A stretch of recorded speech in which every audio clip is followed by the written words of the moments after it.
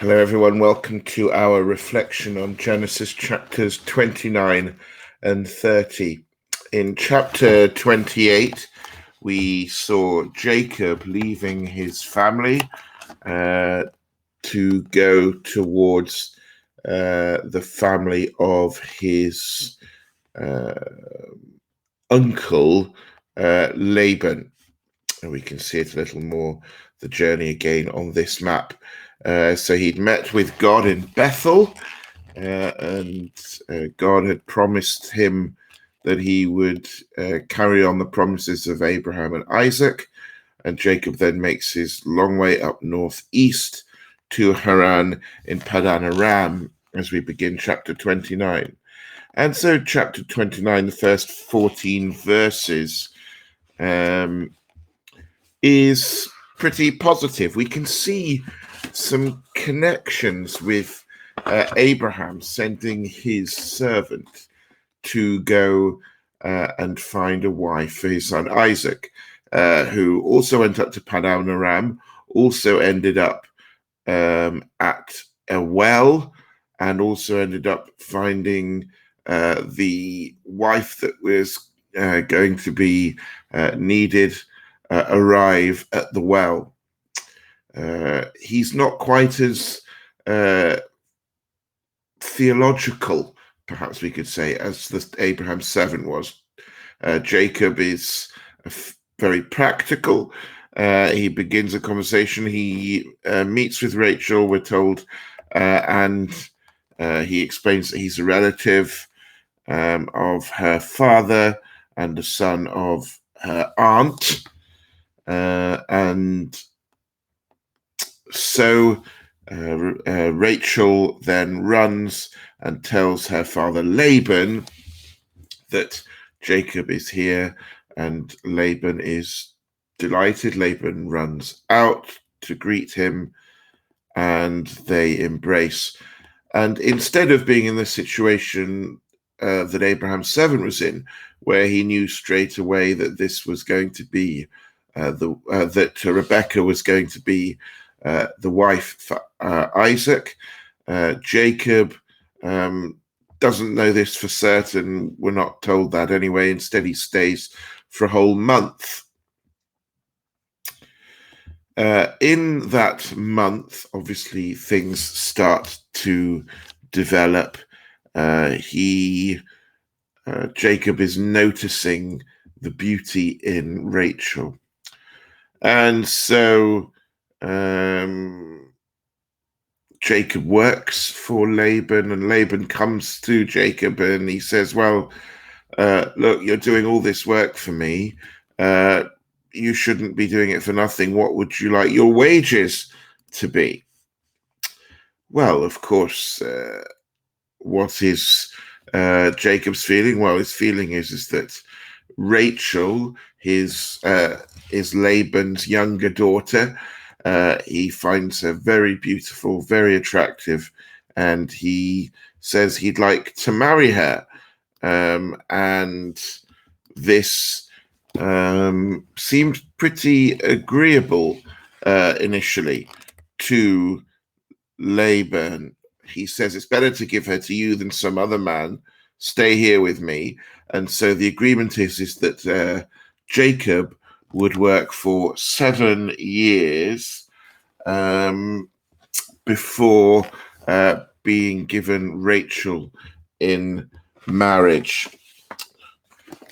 It's clear that there is love growing there. We're told in verse 18, Jacob was in love with Rachel.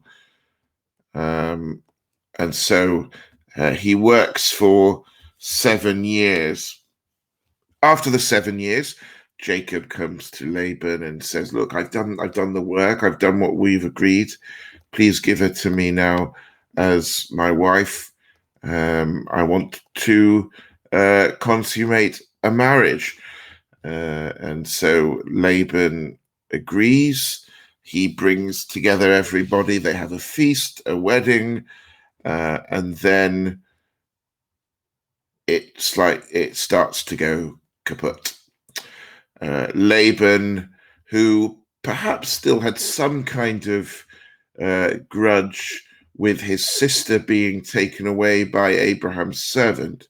He at least continues his scheming ways and deceptive ways, and he replaces Rachel with his older daughter Leah, who we're told is not as beautiful as Rachel, and at least is not the one that Jacob wishes to marry.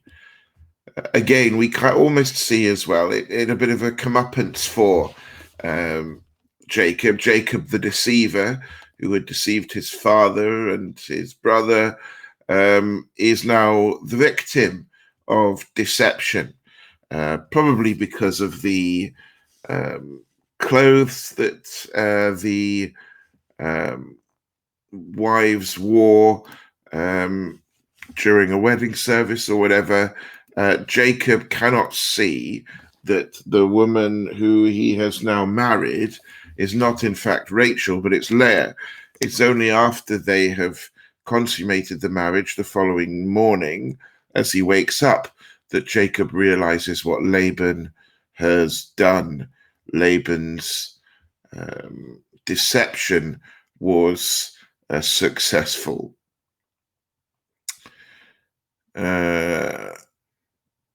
Then Jacob isn't happy. He says to Laban, "This is wrong. You have been deceptive." Laban's excuse is that it's not the custom to give the younger daughter in marriage before the older. He says, if you finish this week of responsibility to your wife for the first week of marriage, then I will also give you Rachel as a wife, but you must work another 7 years. Laban, in his mind, it's all about what can he gain from this relationship? What can he gain from Jacob? We're not told very much other than Jacob does so. One would imagine that there was anger and frustration, but nonetheless, he does so. He's given Rachel then, and that leaves him with the responsibility to continue working for Laban. Of course, this is not a happy ever after fairy tale marriage and romance. Laban's deceit means that he has set in motion some pretty horrendous familial errors and pains. The interesting thing as we move forward is that God's purposes are still advanced. It's not that this is all so against what God had planned that somehow God's promises could not be fulfilled. On the contrary, God is going to use these events to bring about his promises of a multitude of descendants to Abraham, to Isaac, and to Jacob. As we move forward into the end of chapter 29 and into chapter 30, what we see, of course, is the birth of sons. And these sons would become the 12 tribes of Israel. We see them born to Leah first, and then her maid Zilpah. 8 of the future tribes of Israel come from those two. And then, of course, Rachel and her maid make up the others. And so God is using this sin, if you like, this wrong, this deception. He's still using it. This is exactly what God does. God does not use simply perfect people. He uses sinful people to bring about his will.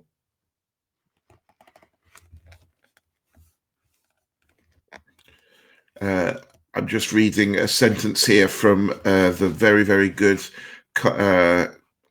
commentary author and theologian Gordon Wenham. He says, human sin may have delayed Jacob's return to his homeland, but all other aspects of the promises made to him were advanced by his unhappy sojourn in Mesopotamia.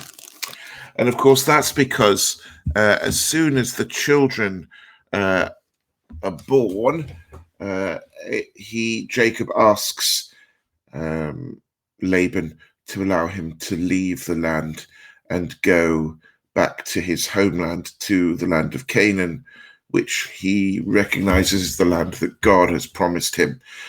But before all that happens, obviously we have these events of the birth of Jacob's children.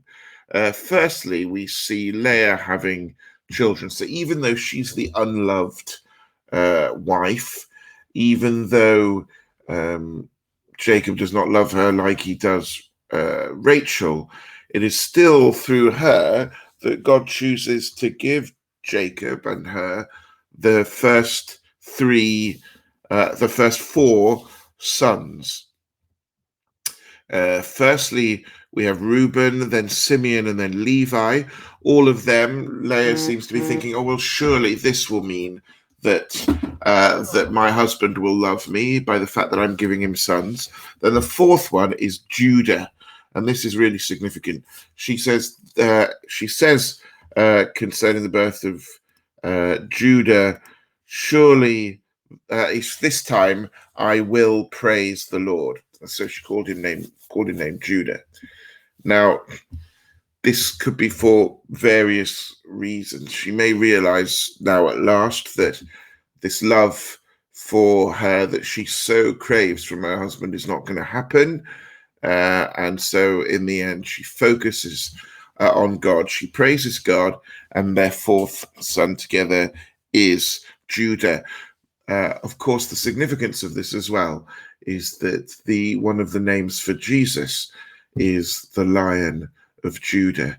Jesus traces his ancestry through the tribe of Judah.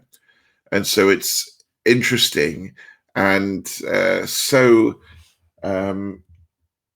such a God thing to do, to use not just the children of Rachel, the loved wife, but also those of Leah, who has been really not well treated by her father or her husband throughout all this.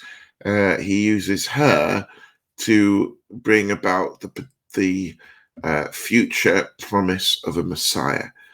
So it is through Jacob and Leah's line that Jesus comes. Anyway, as chapter 29 finishes, chapter 30 begins with a continuation of children. Rachel becomes obviously very jealous of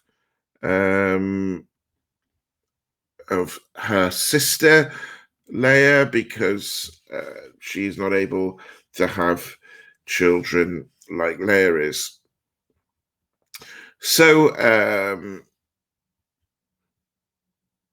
just as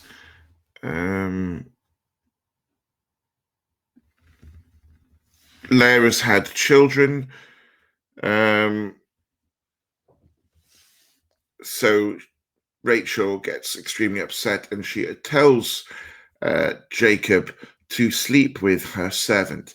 Again, we can see the similarity with the experience of Sarah and Abraham, where Sarah sent Hagar to sleep with Abraham in order to give her a child.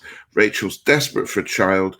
She's not looking to God as to know the reasons why this isn't happening. She tries to find a way of bringing about a child for herself to give herself happiness. And Bilhah, that's the name of her servant, has a child, and Rachel feels vindicated, at least for now. And so the son is named Dan. Bilhah then conceives again, and another son comes, and that's Naphtali. And so each of the 12 tribes of Israel we can see coming into existence as each child is born. So Leah has stopped having children after Judah, and so because she stops having children, she then gives a servant girl to Jacob, and he has a child with her, which is Gad, and then another one, which is Asher. So we can see that this very, very broken, jealousy-filled, hurt family are still being used by God to bring about his purposes, to fulfill his plans. We have then this rather unusual account right in the middle of the events of having these children, where Rachel and Leah actually meet and talk. Reuben, who is, of course, Leah's firstborn, is out in the field. He's obviously old enough for that by this point, and he picks some mandrake plants. Mandrake plants were known to be, were thought to at least be, helpful for helping women to become pregnant. So it's understandable. Rachel still wants a child. She doesn't feel that her servant having a child on her behalf is quite enough. So Rachel says to Leah, please give me some of your son's mandrakes. Leah responds saying, well, you've already taken my husband. Do you want to take my son's mandrakes as well? We can see the difference in relationship here between Jacob and his two wives. He clearly loves Rachel and spends most of his time with Rachel. And so Rachel basically buys mandrakes, the mandrakes that she thinks will help her get pregnant, by giving her husband Jacob to Leah for the night, which he then, of course, does. So it shows the desperation of Leah for her husband and the desperation from Rachel for a child. Leah becomes pregnant at that point, and the sons continue to come. So Issachar is born, and then Zebulun follows not too long after with Leah, and then she has a daughter, and daughter Dinah is mentioned. Then eventually we're told that God remembers Rachel. He listens to her, and he makes it possible for her to conceive. She becomes pregnant, and then we see the birth of Joseph.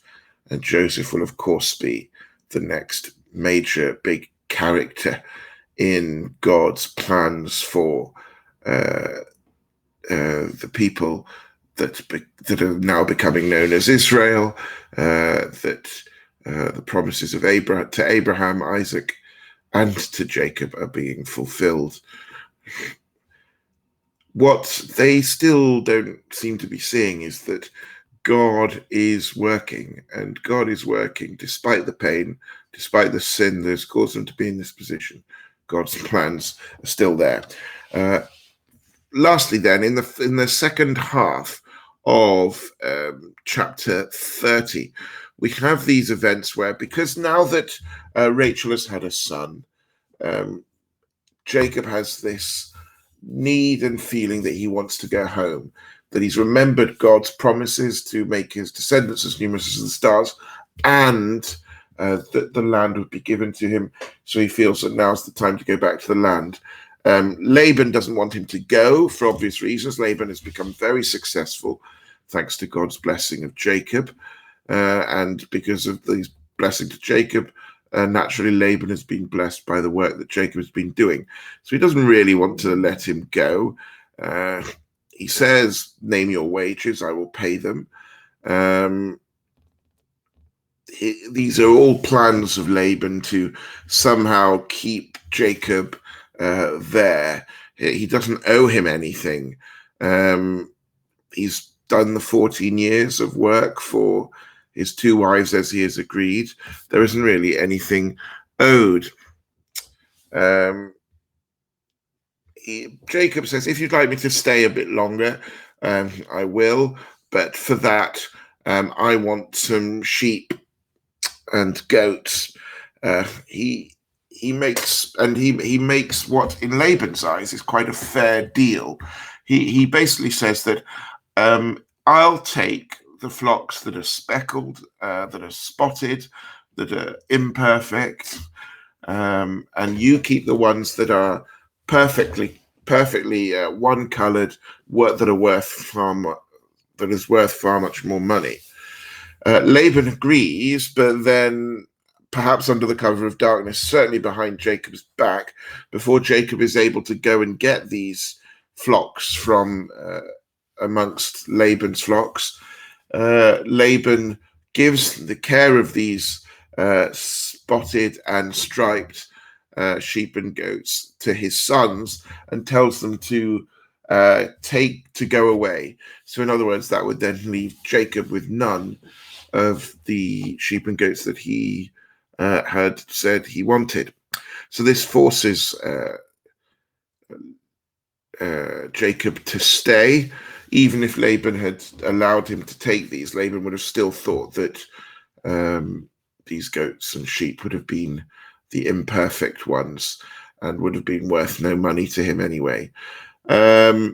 So Jacob has this, what looks like a very strange idea, probably of God. It's something miraculous happens anyway, where now that all of those flocks that he'd wanted and been promised are gone and not possible for him to take, he takes some branches from some trees and he puts them all together, and he then makes white strips from the bark, and he puts these branches in the watering troughs.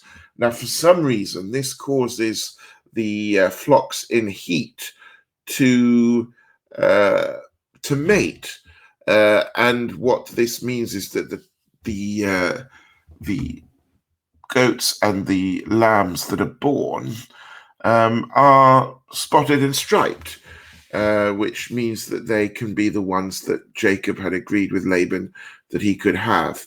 And every time that there were some weaker sheep or goats, Jacob would ignore them, and he would use the stronger ones to mate together using the watering troughs as before. And then he would separate those that were born and put them into his own field and flocks, and leave Laban with the others, which over time became the weaker ones. And so in this strange kind of turn of events where Laban had again been dishonest, Jacob actually manages to find a way of having God's fulfillment of the promise to him. He's increasing in wealth. He's increasing in flocks. He also, we are told, he's become exceedingly prosperous with female and male servants and camels and donkeys. And so God's fulfillment continues. And so there we have it. Jacob is getting ready to go back to his land and to the land that God had promised to his grandfather Abraham, to his father Isaac, and to him. And so it is set in motion, the continued fulfillment of God's promises, which we will continue to look at more tomorrow as we move on to chapters 31 to 32. But God is faithful, and he is faithful even when his people are not. And he chooses fallen, broken people to work through them to bring about his purposes. That is pretty much a grand story of part of the grand story of Genesis, and it's part of the grand story of us as well. So let us pray. Dear Lord, thank you for love. Thank you for the fact that despite these circumstances, which these people were in, you used it to bring about your plans for the world, your plans for your people. So, Lord, may our experience be the same, that even though we are fallen people and we make mistakes, may we see you using us to bring yourself honor and glory and to further your purposes in us and through us. We ask these things in Jesus' name. Amen. Well, God bless you all. Chapters 31 and 32 tomorrow.